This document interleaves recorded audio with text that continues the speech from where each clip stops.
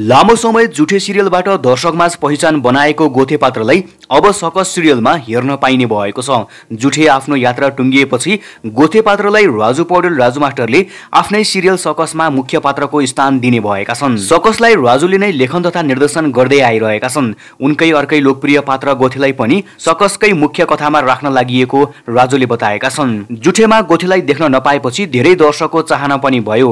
यो मायालाई मध्यनजर गर्दै मैले सकसमा गोथे ल्याउने निर्णय गरेको हुँ उनले भनेका छन्। सकसमा यसअघि मैले गरेका अन्य पात्रहरू भने यथावत रहनेछन् उनले भनेका छन्। गोथेलाई अब 94 भागबाट सकसमा देख्न पाइने भएको छ। उनी यति बेला आफ्नो टिम सहित पोखरामा यसको छायाङ्कनमा व्यस्त रहेका छन्।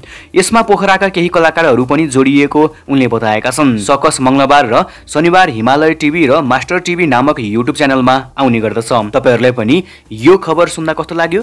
आफ्नो आफ्नो प्रतिक्रिया कमेन्ट गर्नुहोस्।